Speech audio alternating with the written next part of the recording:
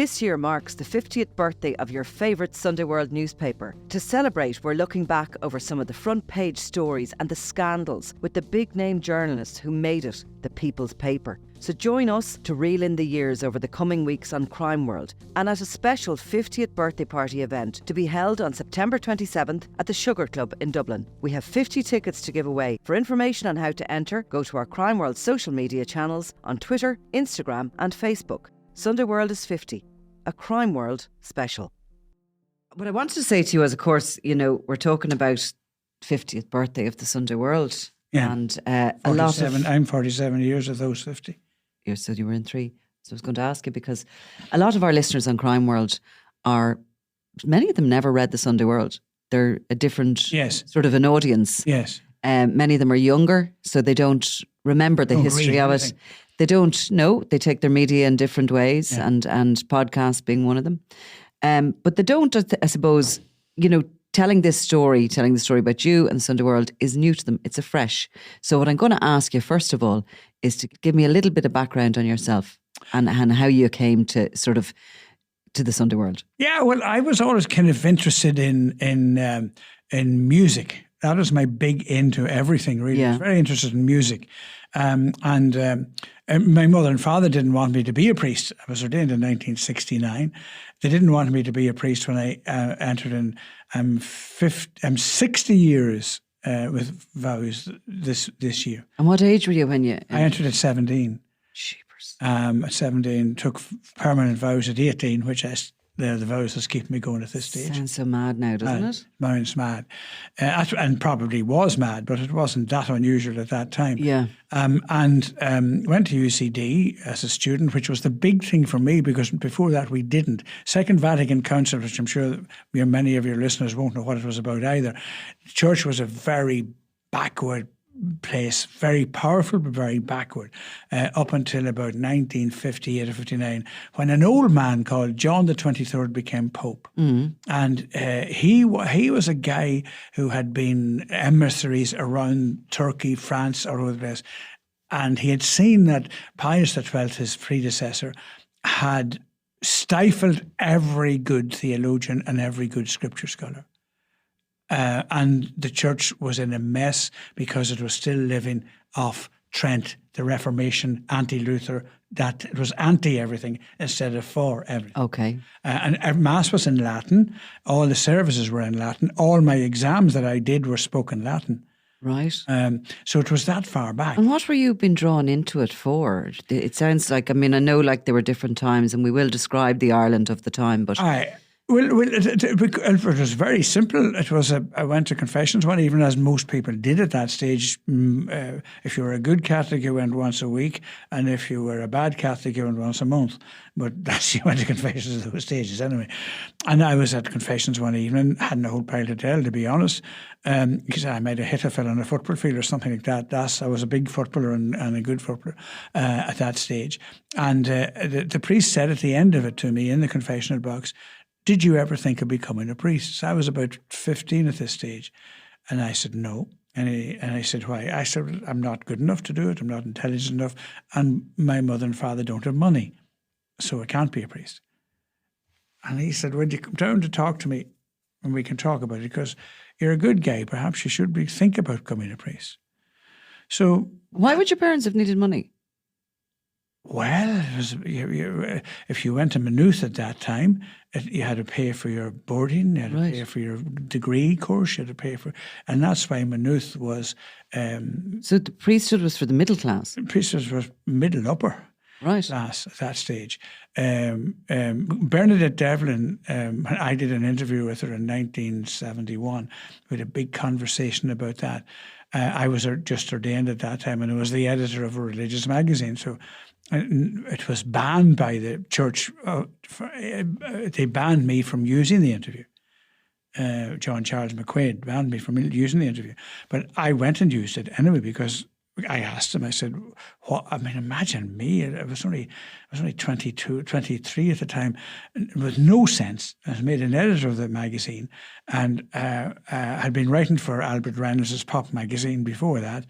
And the Archbishop, everything, the religious magazine had to go through a censor appointed by the Archbishop to make sure there was nothing contrary to faith or morals. So we were never going to have any wild ideas in our religious And magazine. what did you do in this interview? You addressed the fact that No, I you just needed asked money. Bernadette Devlin. I had a question and answer, and I sat down with her in her home, Yeah. smoking cigarettes with her. And I said, what? I knew she had been educated by nuns. I knew that the nuns had given her feisty ability to be able to stand up to injustice wherever it was. And I knew she was a good, brainy girl. By this stage, she had a child. And so the church suddenly found her, the person who was a great spokesperson for justice in the North, suddenly became an embarrassment because she'd had a child. So I thought she was a great girl, and I thought she was fantastic. She was talking about, and we talked about church. She said, Christianity doesn't. You can never say that Christianity doesn't work, but you can definitely say that Christianity has never been tried. And she then went on to say that there'll be no revolution. There'll never be a modern church in Ireland. She said, because the rich priests are in Ireland and they don't want anything to change. And their families don't want anything to change. They're on a career path and they'll never say anything because only the rich become priests in Ireland. The poor people become priests in religious orders and go as missionaries across the world. And there'll be revolutions in every country in the world by Irish Catholic priests, but there'll never be a revolution in Ireland. And they didn't like that at all. But eventually I had a little, I said, what's contrary to faith and morals in this? And he said, John Charles wrote me a letter back. There is nothing contrary to faith and morals in the article that I can see. However, it would be very imprudent to use it in a Catholic magazine. And the cheek of me, I wrote back and said, Your Grace, thank you for your advice. But I said, I won't take it. Prudence, editorial prudence, is an editorial decision, which I will take, as long as I'm certain there is nothing contrary to faith or morals. And I published it, and it was translated into 18 different languages across the world. It was an incredible interview with the And you girl. headlined this idea that the Irish priests... Oh, well, I didn't have to. There were so many other good gems within it. Yeah. So basically, how did I get into journalism? That's how I got into national journalism. Before that, I'd just been a pop journalist. When I going to university and all of the rest of it, I always saw that the world was changing and that what I was learning was of absolutely no use to me.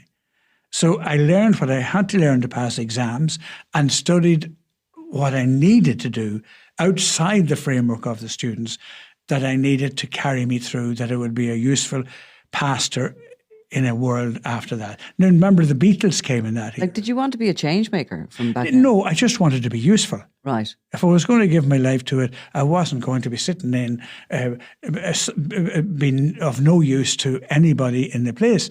I wanted to talk to the people that the Beatles were talking to. I wanted to be a fan of Elvis Presley changing the world, the king of rock and roll, the king of freedom, the man who changed life for every one of us, because he just kicked over every trace there was in America and across the world.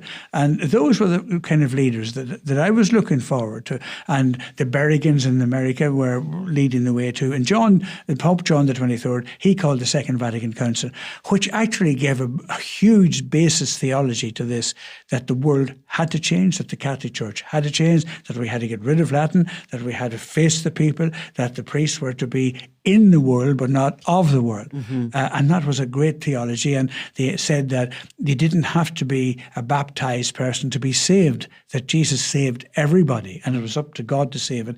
And that was massive, because the Catholic Church then stopped being looking upon itself as the only right church in the world. And so aloof. But aloofness was its great attraction, because it had a wonderful theology which divided body and soul. And the world could have your body, but your soul was for God. It was a kind of duality that's very frequently used to this day. And it is entirely, both theologically and pastorally and psychologically, absolutely wrong. we're one human being, and Christ saved us as a human being. He didn't only say your body can burn in hell, but your soul can come to God. That wasn't what he did. He said you're a human being, and you're a unique human being. God never stops loving you. No matter what you do, God will never stop loving. You have the choice whether or not to love back. That's an incredible thing to be able to say. And that was the kind of freedom and choice that I wanted to give people, that there is a spiritual life that's useful, that that religion ought to give you a perspective on the world. It wasn't against everything. It was actually the one thing that gave you a perspective that carried you through the world. So we're talking early 1970s. Ireland was a place that few would recognise now, but it was a very, it was ruled by the Catholic Church. You touched on if a woman had a baby outside marriage, they were spurned. There was all sorts of, there was no divorce. If a woman had a baby, she had to come to get blessed in the church. There was no divorce, obviously. There was no separation. There was all these things. We were a country that went en masse to church on a Sunday, where often 97% went to church, yeah. And, people ate fish on a Friday, and they followed these, the rules and regulations of the church. A very different place than it is now. But there were good people too. Sometimes of course. We look upon that. I mean, there would have been no education had it not been dedicated religious. It was a different time. Different times, say. And you're sort of coming to age as a priest in this time. You are, there's a change in the Catholic Church. You feel that you have a message to tell, and in the midst of all this, along comes this very brazen, brash thing called the Sunday World. 1973, I think, it was launched. There was pictures on the front of it of glamorous women. There was stories. Not that glamorous if you look at them now, but then I know. Then they were for the farmers. Isn't that what they said at the time? Pictures. But of course, there was no internet. There was very little television. There was 2 channels. Was there, or just one? RTE. Around that time, there were. That time there'd only been the 2 channels. It was the 2 channels. I think it was black and white TV in most homes. Yes, for the early 70s. Yeah. I remember we got our first coloured television. Yeah. Late 70s when the first All Ireland was in colour. So that was all. And the newspaper, people got up out of bed to go out and buy the newspaper to see what was going on in the world. I mean, there was no Saturday evening mass. Yeah. Everybody went on a Sunday. Everyone went on a Sunday. And of course, so this Sunday World newspaper comes along, and it was this very rebellious thing.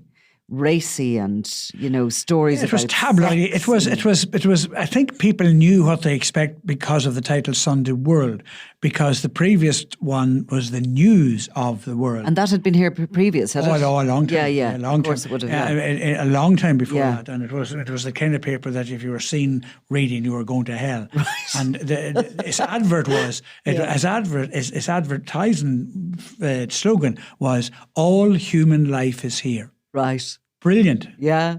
Brilliant slogan. All human life is here. Yeah. Which, of course, I used to continually say that if you read the Bible, all human life was there long before the news of the world. Yeah. So it was, Jerry McLaughlin and Jerry McGuinness, I should say, they began to realise that there was room for an Irish version of this.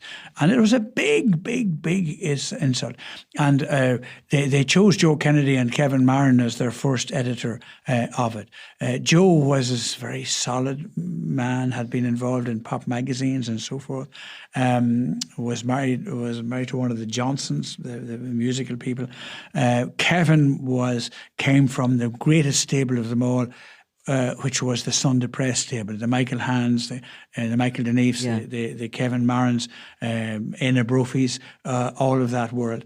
And they had established a very good reputation in rural Ireland as well as everywhere else. And the Sunday Press was a very, very powerful paper. And it had a fellow called Robert Nash, God be good to him, a priest, writing in it, small ones. They had Angela McNamara talking about sex education for young people. It was edging into something. But the Sunday World came along and punched. And the Sunday World came and Kevin Marrin came straight to me because he had done interviews with me. I was going around the dance halls at night, and Kevin followed. Explain that now before you go on. You're in the dance floors. I got dance halls. Yeah. But the show band era was massive. Yeah. In Dublin, the centre of Dublin, there were 9 ballrooms in the centre of Dublin, dancing with no alcohol. And there was 9 ballrooms in the centre of Dublin, which had dancing 7 nights per week. Right. So there was nowhere else to go. And they went to the pub, had a few drinks, then went in and danced to 2 o'clock. The band didn't come on to 12 o'clock and ended at 2 o'clock. And the massive, there was Dickie Rock and Joe Dolan and you were knocking around at all these, and you were. I was their chaplain at this stage because don't forget, I come in through the Pop magazine, Albert Reynolds' magazine. That's how. So did that mean you attended? But you attended out of. It was your passion as well, the music. Oh, it was. I mean, I danced up to the door, smoking a pipe in the house, Father Brian, going in, and never paid into a dance in my life. Stood at the top of the stage. Boys would come in, have a chat, and all the rest. Some would go to confession. Some would have their problems. You'd talk to them. I'd stand for maybe half an hour at the top of the thing because I was madly interested in music, and they were fantastic entertainers. Joe Dolan, Dickie Rock, Brandon Boyer. Where are you going to get the like of them? They were fantastic. And were you based in Mount Argus? I was based in Mount Argus, yeah. Okay. And I had a Honda 50. Right. That was my mode of transport, which I had great trouble getting because they wanted me to go on a bicycle. But I got a Honda 50 because I was editor of The Cross, and I needed to cross town for printing and all of that. So I was unknown about town, and Kevin Marrin said to me, "You have to write for the Sunday World." And I said, "Kevin, no, I'm not writing for the Sunday World." Why? Because I'm an editor of a magazine, and if I have a story, I wanted myself, not for the Sunday World. Did you also think it was it wasn't going to go down well, or I mean, did it seem just extraordinary, even the idea of a priest writing for this? No, it did seem extraordinary, but I had this conviction that, don't forget what I said, the priest at Second Vatican Council should be in the world but not of it. Mm-hmm. And you didn't escape from the world. I mean, the old men in Mount Argus, all the community in Mount Argus, went to bed at 10 o'clock. Yeah. You were in the Honda 50. I kicked my Honda 50 put on my helmet and went out the front door and didn't come in till 2 o'clock. I mean, it was, most of them didn't know what I was doing and certainly wouldn't have approved of it. But I thought, I was doing, as long as I was up for 6 the next morning, nobody missed it, Yeah. Which I was most cases. And so therefore I was doing this and I needed to do it. And I said to Kevin, no, I was even turning the cross around with Bernadette Devlin and all the people writing for it, Brian Faulkner. And was the cross given out free in the churches? No, or what did it? It was 2 shillings. It was sold, yeah. The Second Vatican Council had killed old religious magazines. Right. They wanted to punish me because I wrote surreptitiously for the Pop magazine. Mm-hmm. And they found out when I was ordained that I was doing this. So the first job they gave me after ordination was to be editor of this magazine, knowing that it was going to fail. Right. And that would tame this wild idiot. And he'd know failure would be the best way to teach him. Right. But I went and learned and went to courses in journalism, learned the art of journalism, learned as much as I could the art of editing, got good writers to write for it. Rodney Rice, Liam Nolan said, Michael Hand, Jim Hand, all of those guys wrote for me. Mary Robinson, she was Mary Burke then, and she wrote for me. Brian Faulkner wrote for me. The Taoiseachs of the time, every president I interviewed for it. And what sort of sales did it have? Well, it had 8,000 when I started, and in 5 years it had 26,000, which was a very respectable magazine at that stage because the advertising came in. They never made money. I didn't want it to make money. I paid for the writers and all of that, but it was you wanted it to succeed. I wanted to be useful, to be a Catholic magazine with a small c, to help people, to entertain first, to educate, so PBC principles, to educate and inform, and to be factual and inform, but mainly to entertain and educate. And who were your readers? Well, schools. It was sold in schools. It was sold in factories. I went round in my Honda 50 to various factories up and down the country, borrowed cars here and there, went into factories that there were a lot of people working in it. You'd get a promoter and you'd send them to, and they'd sell it across for you and send you back the money for it, whatever they were paid for. And presumably many families in the country would buy it and I used to sell 2,000 outside the chapel door. Right. I stood at every single mass in Mount Argus for 2 Sundays of the month, and I was with the cross in my hand, and they would pay. So the face was coming into people, and Kevin. What at that point was the reach of the Sunday World? It wasn't well. In 1973, it wouldn't have been great. It would have been small enough now. They had a difficult time starting, and they had this wonderful plan. Jerry McGuinness had this wonderful plan to go down and to bring the paper, send a controversial article down to the various country papers like Cork and Archdiocese, and so that the bishops and the parish priests would read it and then preach against it the following Sunday, and then everybody went out and bought it. It was a marvellous, unusual way, and that's what they did. They got priests to condemn it all over the place. And they built it up. A marketing campaign. It was unusual. They genuinely did that. And then when I came into it in 76, I finished in the cross and I went to teach journalism in the Communications Centre, Catholic Communications. So by 76, he first approached you when he set up? And 73, you said no. And in 76, at that point, it had grown? Oh, it had grown considerably. They would claim at that stage they would have 500,000 readers, which was probably about 100,000 copies. Probably that was an exaggeration, but it was going in that direction. So good figure. A good figure. It's a good figure. So they came back to me anyway, and Kevin and Joe Kennedy came back to, and Jerry McGuinness, and Mr. McLaughlin. He came to, and they wanted to get something in that would placate. That there would be a priest in there. That it wasn't all bad. And I said to him, I couldn't write for that. Look, I couldn't. I'd be in fierce trouble if I wrote for that. And Kevin Marrin looked at me across the desk, and I didn't know. I don't know if did you know Kevin Marrin? No, he was killed in a air crash. And Kevin was a wonderful journalist. He would always, himself and McHan taught me everything that I know about journalism. The first thing they would say, what's the story? Give it to me in one sentence. Brilliant, What's the story? Focus the mind. Focus the mind. If there's no story, don't be giving me any big note. Just what's the story?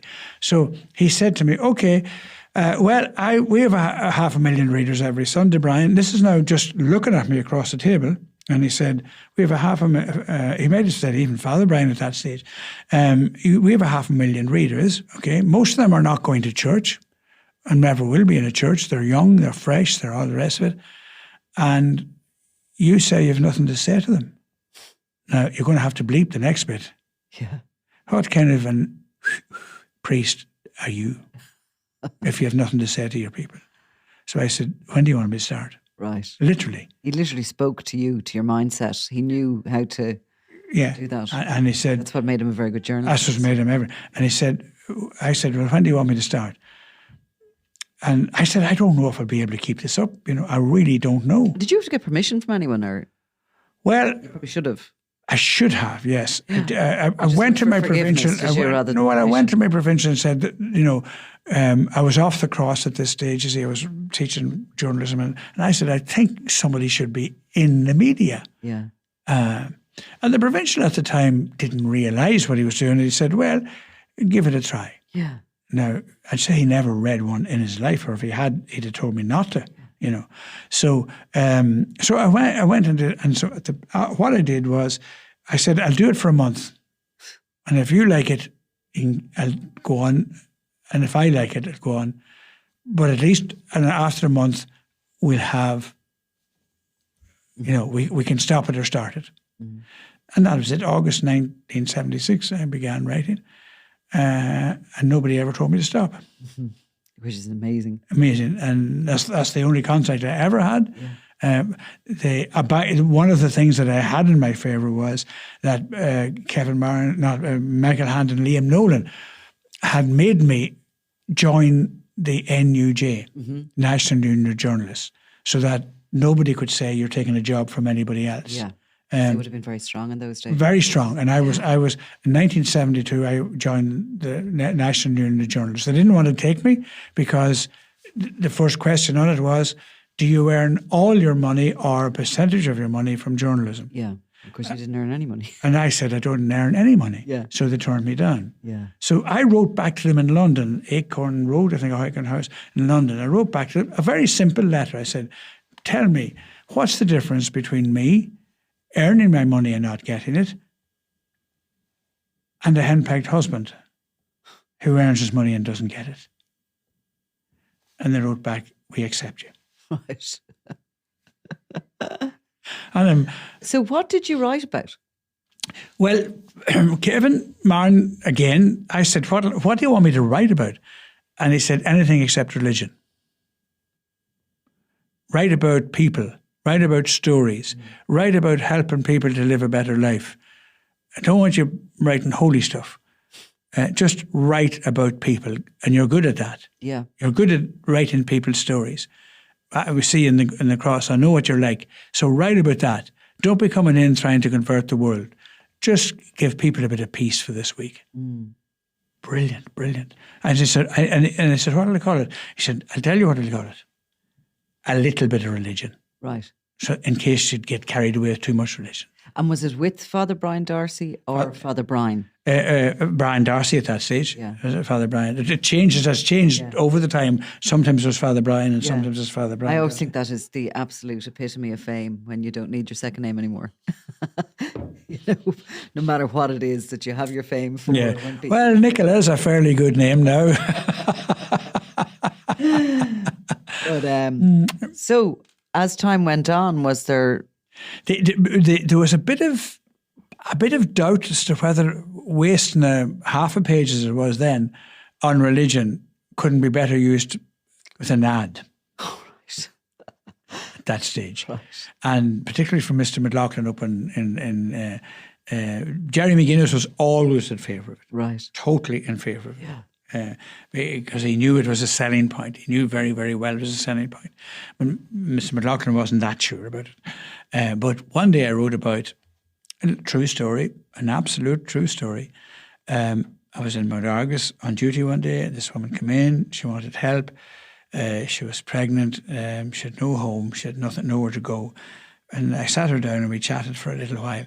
And she was a lady who had come up from the country, had been inveigled up from the country by a man, a manipulative Jackeen, who said he'd look after her. Her mother had died young, and so she came up to him, they had a tempestuous. He treated her horribly, burned her feet with cigarettes, burned the child that already had a previous child with cigarettes, and she just wanted to get away from. Used to bring guys into the house, gamble everything they had on cars. She told me the whole story, and I said, would you mind if I wrote that story? And she said, no, as long as you don't use my name. Yeah. And I wrote the story the next day, or next week for the Sunday World. And the reaction to it was incredible, incredible. I went up on a Tuesday morning to the place, and then Sophie Hunt was McLaughlin's secretary. And there were plastic bags, sacks of bags. And she was on her knees in the office trying to open them. Mm-hmm. And everybody came in to get them opened. And everybody was fascinated by the amount of money that came in. People sending £1 and whatever. £1 and £5 and bits of pounds and pounds of pounds. For this woman. Yeah. We were able to set her up in a house, and there was still a lot left over. That's amazing. And McLaughlin said, if you can make money like that from religion, we'll keep it. That's literally true. Yeah. But I mean, you see... And that's what started the Helping Hand Fund. What people don't remember is that, like, those stories were almost secrets in those days, those kind of stories, because there was no place to air them. There was no place for people to have their voice. No, she couldn't go home because she'd had 2 And the children shame. in marriage. And remember Joe Kennedy saying to me, Brian, I can't believe that is still going on in Ireland. Joe, I said to him, look, you're living in a rarefied atmosphere of journalism and so forth. If you were in my job, you'd know this going on, city and country, every day of the week. And you were seeing everything that was going on. Yes. Yeah. Yes. Tell me about the Helping Hand Fund. The Helping Hand Fund began as a result of that. I just couldn't keep it up on my own. Yeah. Michelin came in and we became Michelin McCormick was a journalist at that stage. She had the Woman's Page. She was the woman's editor eventually, and she started writing about it, and then there was another man called Brian Kelly who came in to organise it. And so what were they writing? People were sending them their stories, and and also it became known as every September I'd get hundreds of letters in asking for money to buy a uniform for the children go back to school, buy books, go back to school. Every First Communion, you'd get hundreds of requests. And would you go through some of these, and some of the stories would stand out, and maybe you'd... No, I very rarely used the stories because I thought they were not, but the people knew about them. We'd write some in Broadway about them, but not specifically. We kept confidentiality. And Brian Kelly would go around, and he would sort of, like Vincent de Paul, he'd get them to look at the stories, check them out to make sure they weren't bogus. Now, there were some bogus, but relatively few bogus ones. And that's what we did. And it went on for 30 years, until Michelin left. And every Christmas, I still send about 20 grand out to people. And that was born basically within the Sunday world. Yes, within the Sunday world. We talked about that you saw, I suppose the privileged lives of journalists who were working, bringing home a decent wage and all the rest of it, and but you were kind of dealing with all sorts of people in Mount Argus. You were also probably up close and personal to some of the people who were featuring in the Sunday world as kind of crime started to seep in as a valid story, as these criminal figures became, the likes of the General, and that started to become, front page news. And presumably, given where you were in Mount Argus, maybe you would have known of them or their families. Did that ever cause you compromise? Were you seen as the Sunday World guy, or were they coming in, landing into you as well? Yeah, a lot of people of the criminal world were around that area. And of course, a lot of people too, at the dances at night and in clubs. I mean, don't forget, Connell Street and that whole area was like an All Ireland Day at 2 o'clock in the morning. And there was all sorts of things happening. And, there was so many people who were pregnant outside marriage, and marriages broken down and so forth. And there were quite still at that time quite a number of home for unmarried mothers around the place. And they were becoming very much more pastoral and kind. And I was often sent out to asked to go out to those homes to talk to the girls, and just to give them a bit of encouragement, and not to think that they were bad or outside the church or outside anything. Congratulating them on every child is a precious child, and you had a ritual which you did, and you went round 3 or 4 of them in Avon Road and Dunboyne were the 2 particular ones that would go. The prostitutes also came to me very strongly. There was an old guard called Lugs Brannigan, and Lugs used to protect the girls, the prostitutes had a retreat one day a year, which was just nobody knew it was prostitutes. Would this have been almost a lot of the drug addiction? Were these women who were working the streets to feed? Many of them what they were doing was working the streets to buy clothes for First Communion at school. Yeah. And that they were kind of overtaken almost by addiction when that really came in, the heroin. A lot of them were, definitely. But before that, they were just, working the streets. And possibly with an addiction that wasn't, the bills. could have been. Their addiction was poverty. or maybe alcohol as well. I mean, some of it they mightn't have been, but some of their husbands might have been. Yeah, exactly. or their families might have been. So that was the way it was. It was a different Ireland. It was a different Ireland. Nowadays we look at it and we think we're bright and brilliant, but there's just as many people dying on the streets. There's just as many people without homes. There's just as many people with no future, and there's just as many people taking their own life, which was a rarity in those days. And you would have been seeing when that addiction, as I talk about, when the heroin epidemic came in, probably within, again, Mount Argus, because of its proximity to some of the neighbourhoods that were affected by it. Crumlin, for example, you probably were going in and out of homes where addiction was really taking a hold. Yes, later on, I became parish priest in 76, as I began writing for the Sunday World, and I was there 13 years, a parish priest in that area. And it was, that was the area of the general and others that were always all over the front pages. I'm not going to mention their names, but there were certainly others. They lived across the way, and there's one of them got married in Mount Argus, what would you do now in that situation if you knew one of them was due to get married and you knew maybe the Sunday World wouldn't have minded being unwelcome guests in the bushes to take a photograph of that? Would you have? You were a bit compromised, I'm sure. No. You just kept zip. There was a place for journalism and there was a place for being a priest. So you compartmentalised. I compartmentalised it, and Kevin Marrin and Bill Stewart and all the others often gave out hell to me for not giving them the story.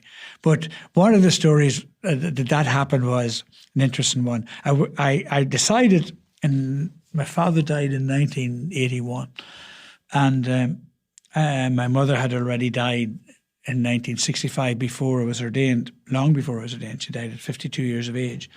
So, I realised that, 1981, I'm just about 10 years a priest now, 11, just over 12 years a priest.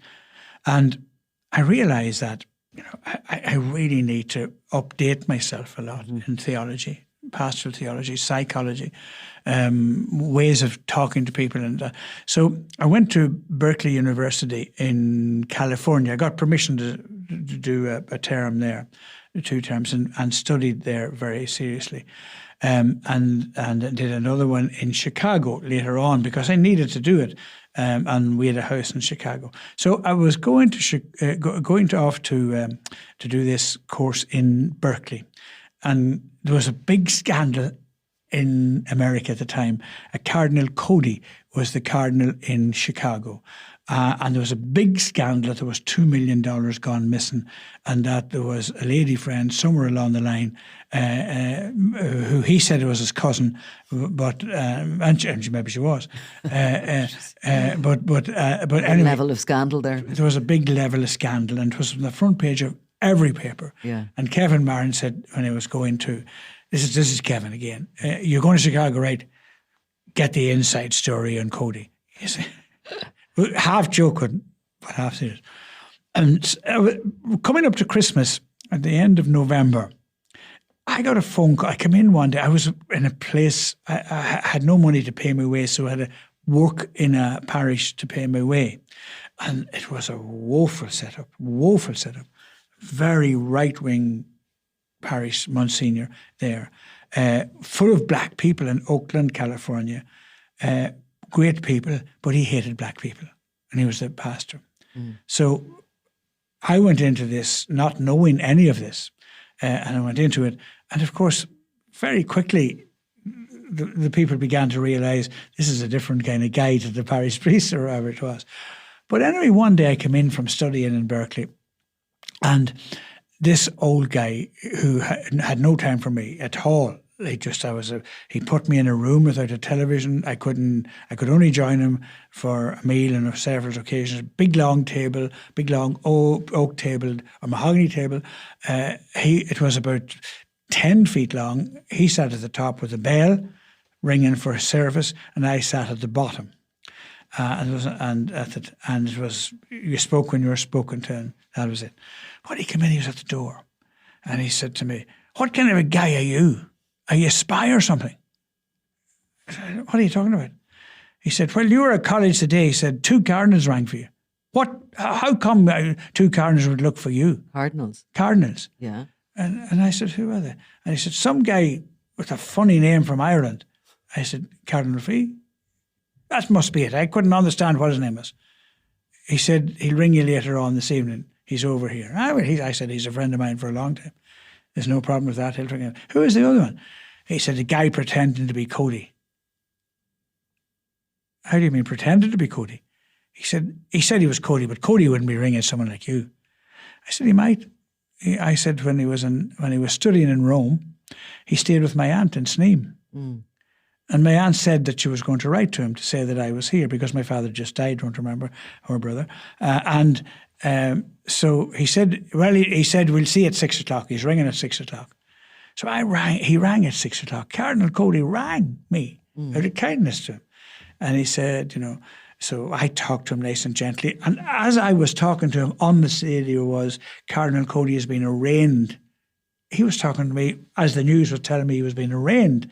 So I had to be nice to him because he was being nice to me. And I was nice to him. And I said, Cardinal, I actually see that you're in difficulties yourself. What's the story there? So he told me the whole story.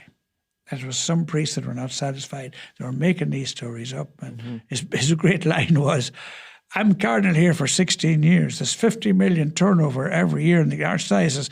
And if in 15 years I could only steal 2 million, I wouldn't be much of a thief, would I? Right. Kind of a backhanded logic to it, all right. So he told me, and I said, Cardinal, he said, surely that story is not in Ireland. Oh, I said it's the front page of Ireland all the time, has been all summer. And would you mind if I told your side of the story? Mm. I would like if you would, sir. I said, I'll tell you what, Cardinal, can I ring you back in 3/4 of an hour? It'll take me that long to type up the story. And if you don't want it published, I won't publish it. If you think it's okay, I think it's okay. So I typed up what he had sold me quite quickly. And I read it back to him, and he said, I think I should hire you as my press agent. Right. He said, the guys over here are not half as good as that. That's a great story. That's it perfectly. That is the truth of the story. And I said, would you mind if I used it? No, go ahead and publish it. So you sent Kevin Marrin. So I sent Kevin Marrin, the only honestly, world exclusive. Yes. Brian gets the inside story in Cardinal. Was he telling the truth? Or was his defence a bit, what came of it? I'll tell you what happened. He was, I mean, I came home from college. Mostly people who say, would I have only nicked this amount if I could have nicked more, aren't usually sort of really... People sort of, defending themselves with another question. Yeah, well, there was a truth in what he said. I knew that from the inside story of clergy. There was a couple of clergymen who are very famous guys, and novelists, etc., some of them, and they wanted him out of it because he was too conservative. I don't understand that bit of it was true. So that bit of it was true. And there was never an arraignment. So he then phoned me, said, would you like to spend Christmas with me?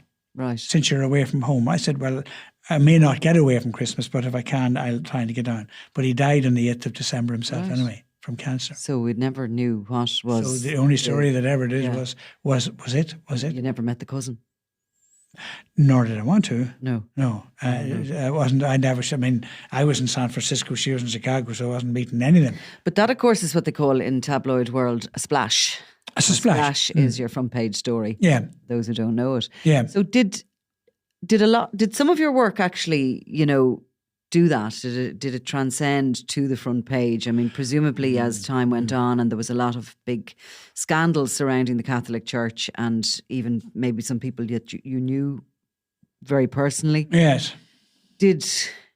Did you feel compromised, or were you able to? I was always able journalist. I was always able to tell the truth, to be honest. Yeah. I was always able to tell the truth about it, and and to this day, I'm still telling the truth. I became very unpopular because of writing for the Sunday World with other clergy, even within my own order. And was that when the sort of the attitudes were turning against the church, I suppose, by the even before that.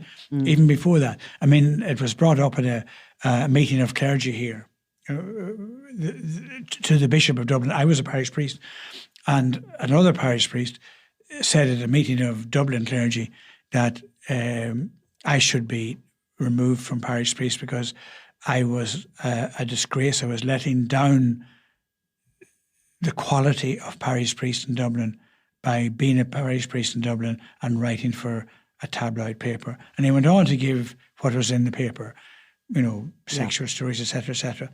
And the bishop said to him, well, it seems you read the paper better than most of us. You know everything that's in it. So if Brian's writing for you, it must be you that he's writing for, because you know more about the paper. And that ended. It was a reasonably good answer from the man. But I mean, it was maybe that same sort of attitude that you had to it, that you might as well be there. Yes, exactly. What else could you be? Yeah. I mean, so they said this. I'm not comparing myself to Christ under any manner of means, but I mean that's what they said. He mixed with prostitutes and thieves, and Sunday World readers, and which is the same thing as Sunday World. Where does that come in the advertising? Our lovely readers. They're beautiful readers, very dedicated readers. Yeah. I mean, I can step. Even coming down here today, I walked down from the car park, and I was stopped 5 times in North Earl Street, and I'm 33 years out of Dublin. Yeah. But they still chat to you and talk to you as somebody they know. See, and that's the point. I could stop out of Kerry or anywhere else, and the people would talk to me because they know more about me than I know about myself. Yeah. Because I'm writing 47 years. I know, and you've spilt a lot out on those pages. An awful lot of kind of like things that you were disturbed about, things that you were, you know what I mean, you're very intimate. Well, personal. I told them. Very intimate personal stuff. That's the way it was. What you see is what you get. Yeah. And you were very forward thinking and modern, and you were always addressing issues that others wouldn't. And I'm telling them what was going to happen. Yeah. 20 years before it happened, because I could see it. Anyone on the ground could see where the thing was going, and now it's there. Yeah. And now everybody's running around saying, "There's no priest. Religion doesn't matter. Catholic Church could go in the morning," and I don't agree with that either. Totally don't agree with that. You need some basic thing in life. You need some faith in a perspective of it has to be a reason to your life. If there's no afterlife, well, the first time you come to it, if this is the end, why bother waiting to the end? Is the logic of that? You need something, value of perspective, something at the end that you're doing something for life. Whether you do it for a religion or for people, it's all the same thing. And you do need a perspective in life, and I'm very strong in that yet. And I'm absolutely convinced that I can see what an overly oppressive religion did to people, and I called it out. And I can also see what an anti-God does to people, and I call it out. Because that's the way the pendulum goes. It goes, from one extreme to the other, and eventually it'll fall in the middle for a certain time again, and the whole history will be repeated all over again. See, when I went to do weddings down the country, I was told you can't do them because you write for the Sunday World. Yeah. Went to do funerals, can't do them. You write what for would the you Sunday say? World. So, okay. What can you do? If that's the kind of them, let them at it. I suppose. I was doing a cousin's wedding in Belfast, and I was signing. You have to sign a permission. It's called a delegation. You have to get from the priest, resident priest. You have to get permission to do the wedding. And I was signing it, and he saw my name. He said, "Are you the guy that writes for that dirty paper?" Well, I said, "I write for the Sunday World." Well, he said, "Well, you're not standing my altar. Get out." And I had to get out, and he went and did this wedding, abominably so. Right. In front of all my people. They all thought I was leaving the priesthood because I didn't do the wedding. Yeah. And it was a horrific kind of a thing. It happened often. That happened often. So it's part of the game, It's bigotry in its own way. Well, it's just part of the game. So I think one of the first podcasts we did on Crime World was talking to you about being a chaplain in the prison system and how you felt about what it felt like, what it smelt like, what it, was like to be going in there. So you have done that in the prison system. You've been a chaplain for the Gardaí, but in a way, you've sort of been the same way for the Sunday World family over the years. And the entertainers as well. Yeah, and the entertainers as well, of course. Yeah. But for the Sunday World too, there's been christenings and weddings. Christenings and sadly funerals. Sadly funerals too. And it has been a family. I've been with it, and I've seen editors come and editors go. I don't know what editor I'm on at the moment, but it's a lot of them anyway. Yeah. From Joe Kennedy right down and Colin McLennan and all the rest of it. So there's quite a lot of editors and quite a lot of people. And the paper has reinvented itself quite a lot in different times, and Media House has brought another aspect to it too. And this what we're doing now is another aspect of it. Just yes, another aspect of it. Form of journalism, really. It's another form of journalism. Always. And so you have to move with the times, and it's kept me fresh and kept me. Maybe I'm a long way behind the times, but at least I'm trying to be part of the times. Absolutely. And I've been broadcasting, and I've been lucky enough to be successful in broadcasting. Broadcasted with RTE for about almost 30 years, in a full-time thing, in 2FM for a long time. First one to broadcast in 2FM. Then, of course, I was 18 years with Terry Wogan, 9 years with Chris Evans, and still going on BBC Radio 2. Have my own radio programme for 1996. How long ago was that? 26 years ago. Yeah. 27 years ago this year. So I have my own programme on radio also for 27 years. Did all that come on the back of, I suppose, your willingness, your openness, and that Sunday World profile that developed? I suppose the way it worked was this, Nicola. What happened was that, especially after the abuse came, nobody wanted to talk. And I always felt if I could talk, I would talk. None of the priests, you mean, wanted to? No clergy wanted to talk to her. Not only lay people either did. Yeah. And of course, you hinted at it there, Michael Cleary and Eamon Casey and so forth. Just guys went onto the rock after that. Yeah. Well, when you're constantly in a defensive, I mean, things that are very difficult to defend, it is obviously, I think anybody out there would understand how difficult it must have been. It was very difficult because, particularly with Michael Cleary, who was a very close friend of mine, as indeed were others involved in that story, and it had never been said to me at all what was there, what's going on, and certainly was no complaint, and I attended Michael before he died and said mass with him before he died, and all of the people were there. And it was never mentioned that there was anything. No, and if there had, I wouldn't have been in the slightest bit worried about it. At least they seemed to be living as some sort of family, and that was great. And he had spent his money educating them. I just feel Michael got a raw deal. He gave himself a raw deal by not being honest. Not being straight. He was an honest guy. I mean, nobody that I ever knew helped as many unmarried mothers. Was that in the 90s or the 80s that happened? I'm trying to remember. In early 90s, about 93, 92, 93 was when that happened. And let's just, remind people what we're talking about there, because as I said to you, there's many people listening who don't. His family still are around, and they've never got over it really. Yeah, there was a kind of a big Sunday story World, that he had a secret daughter with a lady who was his house secret son. Excuse me. Yeah. And it happened that there was another one as well, as it so happened.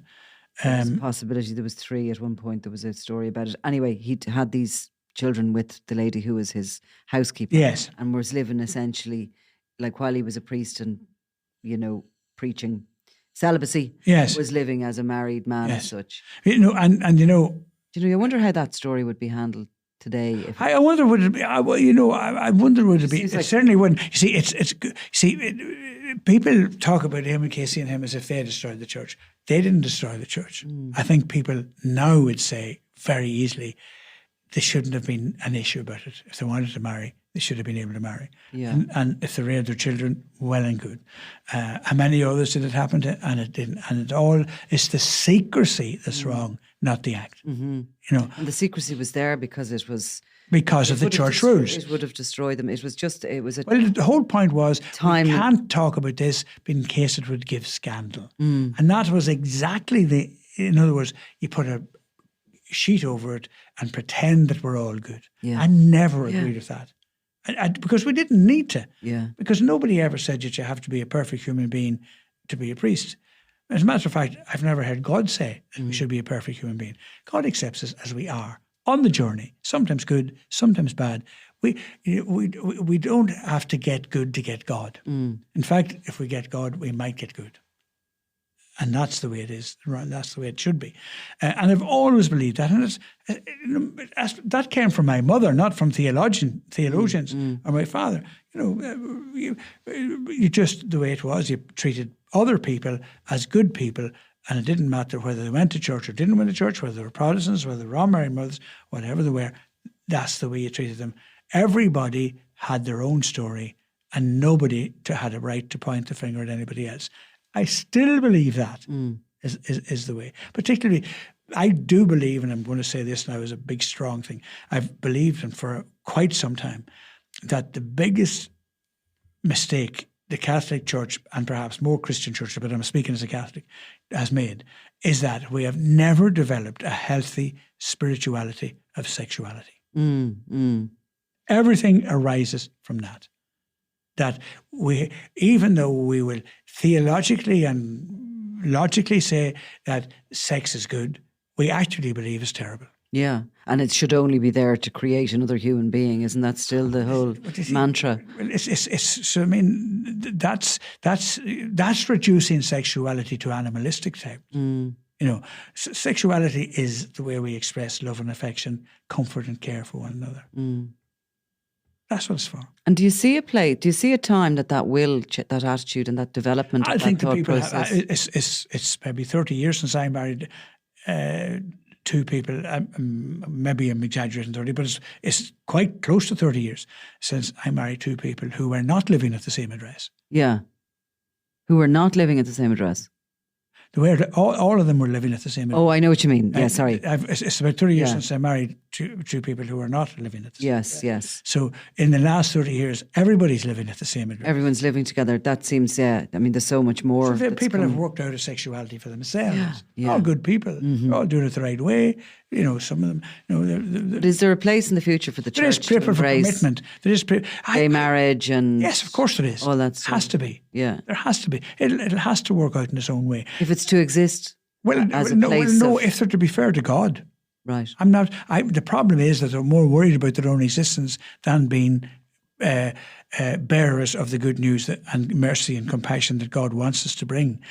That has been sidelined so that the institution can survive, and is run by clerical careerists by and large, rather than by people who have a vocation, a calling to help people discover God. That's what a vocation is. What about the Vatican? I mean, I don't know. Quite fascinating. Don't be there. I often wonder, you know, I'd watch stuff. I like Francis now. I do like Francis. Is that, or has the Vatican been, you know, an organised crime grouping as such? Well, you know, don't forget that in the 12 apostles that Jesus chose, you know, there's a crime gang there. He didn't find any problem with it. And I mean, we still very often find headlines along those terms, the 12 disciples of such and such or whatever. Do you know what I mean? Yeah. So why are they pretending that they're perfect, and why are we expecting it to be perfect? We have human nature. We deal with the good and the bad and the ugly of human nature, and God finds a home for everybody. Tell me about Kevin Marrin, because he's featured very heavily in this interview. You obviously had a really healthy, good, robust relationship with him. And there was a huge tragedy there. It was awful. Kevin was, he wasn't a unique genius, you know. He really had, he just had a way of seeing talent and spotting talent. You know, Brendan O'Carroll is a great example. Yes. He found him basically, yes, did he? He did indeed. And Dermot Morgan. Right. What did he, like, did he employ them, you mean? No, he wrote about them. He wrote about them. And you know, they would be in his house. When I would go over to his house in Rathgar, as I often did, and he'd be sitting in a dark room and looking at television and thinking of funny things to say. And he just was. He had a back page, which was a television critic. Never been equaled. Never ever been equaled. It's brilliantly insightful. And one of the things he used to, there was a program, religious program called Outlook. You know. And there was these fellas come on very piously and spoke lovely about God our Father and our Blessed Lady, and you know that the holy voice for the holy words, and Kevin called it "Look Out" instead of Outlook. You know, just little things like that, you know. And one day I went up to the office and... real media man, though, then, that had a sense of...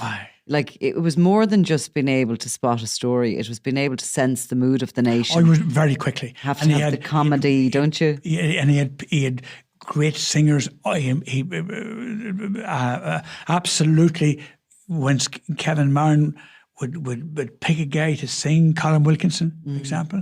Nobody was passing any remarks on Colin Wilkinson. So he Kevin always said he was great. He was the one to do it. Dermot Morgan was at his wit's end. And I went up one day to leave in the copy. As that day, you had to leave it in physically at that stage. And Kevin shouted at me, "Come in here, Brian, come in." He was in the office and smoked around the place, and as it was, on an editor's desk at that time. And he said, "Here, this man's going to imitate priests now from now on as a on stage. And what do you think of that?"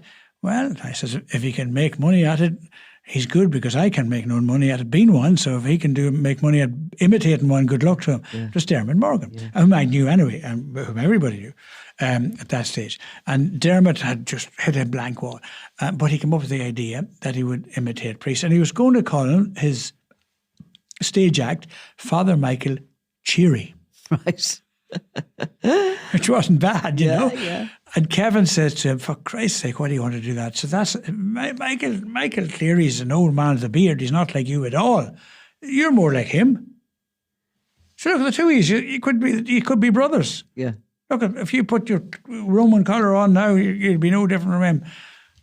I'll call you Father Brian Trendy.